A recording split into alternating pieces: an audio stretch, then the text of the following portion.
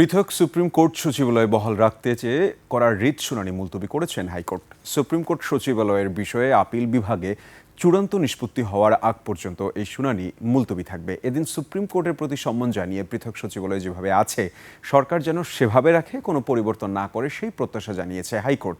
সোমবার বিচারপতি আহমেদ সোহেল ও ফাতেমা আনোয়ারের দ্বৈত বেঞ্চ এ আদেশ দেন। অ্যাটর্নি জেনারেল রুহুল কুদ্দুস কাজল বলেন, সংসদ তার স্বতন্ত্র ক্ষমতা বলে সুপ্রিম কোর্ট সচিবালয় অধ্যাদেশ রহিত করেছে। এর আগে বিচার বিভাগ পৃথকীকরণ করে সুপ্রিম কোর্ট সচিবালয় প্রতিষ্ঠার নির্দেশনা দিয়ে রায় দেয় হাইকোর্ট। হাইকোর্টের রায়ের বিরুদ্ধে আপিল করবে রাষ্ট্রপক্ষ।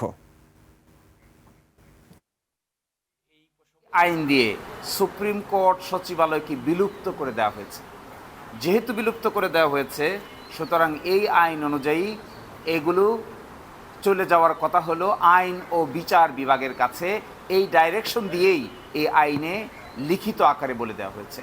এই জন্যই আমাদের এই আশঙ্কা যে এই আইনকে তারা ফলো করে যদি এই মামলা নিষ্পত্তি হওয়ার আগেই এগুলো এখান থেকে নিয়ে চলে যান, তাহলে that will be really disastrous for all of us. যে পার্লামেন্ট তার স্বতন্ত্র ক্ষমতা অধিকার বলে, শুধুমাত্র এইটি কিন্তু একমাত্র আইন না যেটা রহিতকরণ বিল পাশ করেছে। আইনি এবং সাংবিধানিক প্রক্রিয়ায় আরও কয়েকটি অধ্যাদেশ পাশও যেমন হয়েছে, উপস্থাপিত বাতিলও হয়েছে, রহিত হয়েছে। তো এরকম একটা প্রক্রিয়ার মধ্যে যখন হয়েছে, তখন যদি কোনো কারণে একটা পার্টিকুলার অধ্যাদেশকে কিংবা রহিতকরণ আইনকে যদি আমরা চ্যালেঞ্জ করা হয়, তাহলে পার্লামেন্ট কর্তৃক এই ধরনের সাংবিধানিক এবং আইনি প্রক্রিয়া ব্যবহার করে যে সমস্ত সংশোধনী, রহিতকরণ কিংবা গ্রহণ যেটাই করা হোক, প্রত্যেকটা আদালতে চলে আসবে এবং আদালতের সেটা খুব বেশি কাম্য হবে না।